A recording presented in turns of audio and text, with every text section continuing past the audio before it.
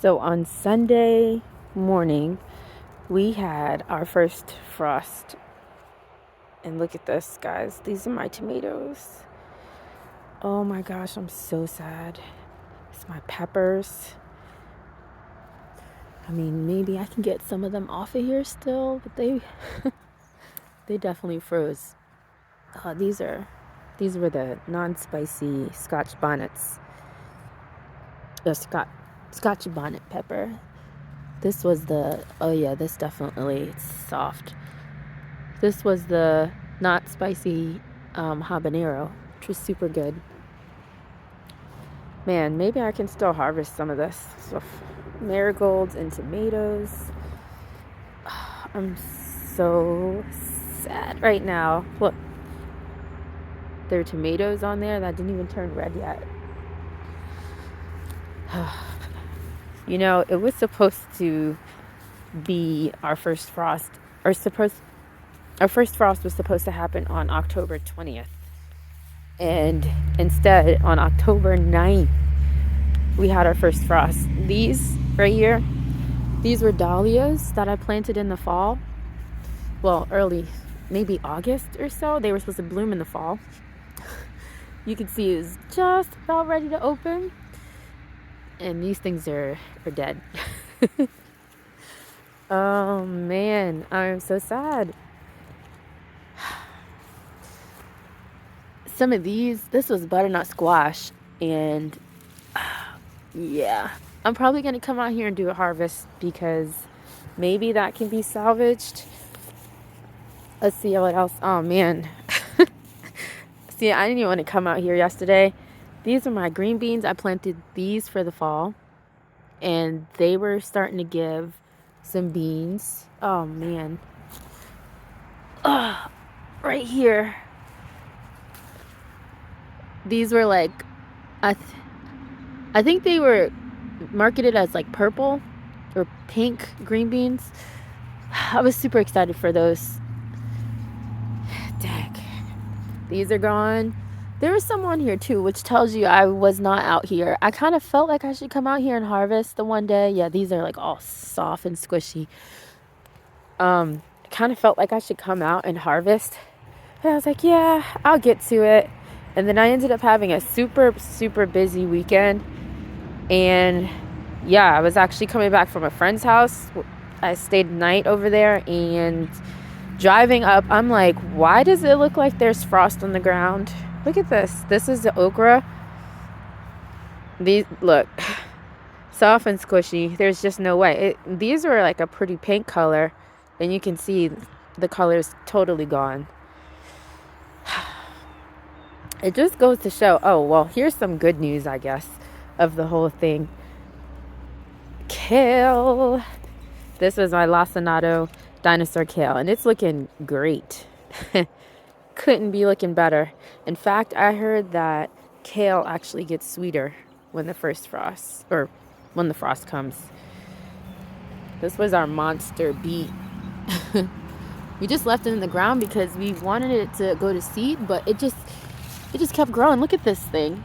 Like, I kept joking with my husband saying that if there was a world's largest beet contest, like, we would win, because this thing is seriously like monstrous. See if you can see over here. Like, it's just massive. Oh man.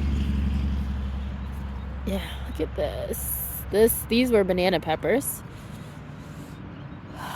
Well, I mean, you know, you can freeze your peppers and stuff, so I don't know. Maybe some of that will be okay. This was a cabbage plant that actually we harvested the cabbage, but then it just started growing back. And you can actually eat cabbage leaves, so we may eat that. Dang. Yeah, you can tell, like, some plants, they just don't play. This was eggplant, and you can see eggplant on there. Oh. Oh my gosh. A chicken eating tomatoes. You know, it's funny. It's not funny, but my husband and his buddy, they were actually butchering meat chickens last night. And, you know, I, of course, was nowhere to be found because I grew up in the city and I get my meat from the store. But I'm learning, and they said there was one chicken, the black chicken here, that escaped. And look, here he or she is. I think the responsible thing to do would be to pick it up, but I'm not about to do that. I kind of want to run away, but I'm being brave right now. This is so funny that this would happen as I'm recording. So we're gonna pretend like she's not there. We're just gonna continue on here. Here's some more butternut squashes. Now these, they were just like, seriously, these were just about ready, and like the color was there and everything, and I was just wanting, like pumpkins, I was just wanting to leave it just to see how bright the color would get. But now it froze, it frosted, it froze, whatever the term is. And so now I don't know if that's going to be okay. Okay, this is pretty cool. So I planted black beans and black-eyed peas from a pack of dried beans, 2 separate packs, obviously, from the store. And they actually grew. And they actually, you know, grew and produced fruit. This is just crazy. Let me see if I can show you. Let me put this down.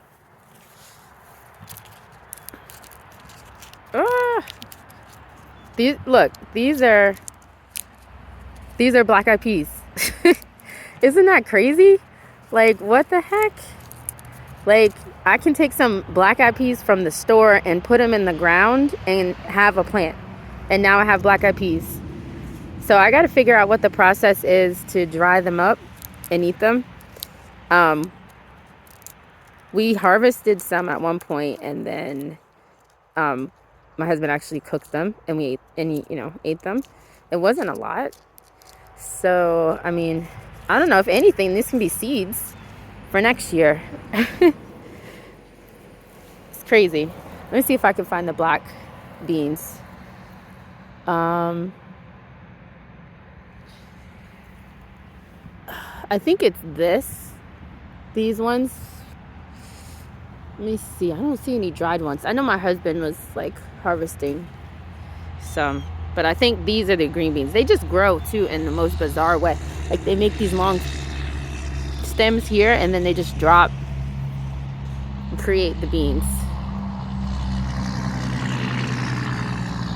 See, I'm trying to one-handedly get in here. Yeah, I don't think these are going to be black, but these are definitely the black beans. See that right there? Crazy, crazy, crazy. I see some radishes in there. Again, I don't know what happened this year. I was trying to make some of our plants go to seed, but like that radish plant never went to seed. It just instead got bigger and bigger and bigger. Some celery. It looks like the celery did okay.